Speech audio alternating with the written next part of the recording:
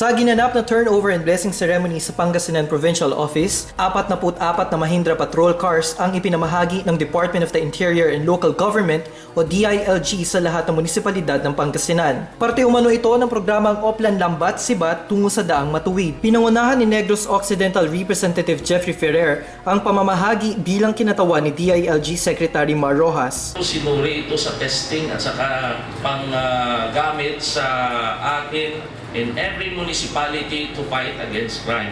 Makasuporta ito sa PNP natin at saka sa LGUs. Sa AVP na ipinanood sa mga dumalo, ipinakita ang kakayahan ng mga bagong patrol cars. Kaya magmaniobra sa iba't ibang road conditions. Humahatak sa matarik na lugar. Ito ang makabagong patrol jeep ng DILG PNP o tinaguriang workhorse na magiging katulong ng kapulisan sa 24/7 na pagpapatrolya. Pinaabot naman ni Board Member Pogi Spino sa kanyang talumpati ang taus-pusong pasasalamat ni Pangasinan Governor Amado Spino Jr. sa DILG. Napakalang tulong na binigay ng DILG upang mapanatili ang katahimikan at kaayusan po dito sa ating probinsya. In behalf of the Governor, pinaparating niya po ang kanyang suporta sa inyong lahat at ang maraming pasasalamat po niya sa ating Secretary Mar Rojas.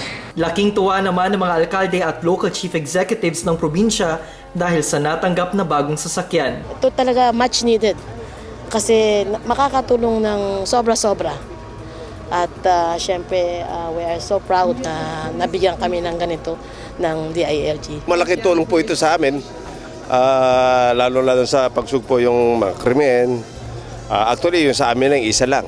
Ang aming yung Innova lang, matagal na po yun. Pasalamat po kami sa kanila dahil at least kami natutulungan yung mga LGU. Louis de la Vega, Pangasinan Watch.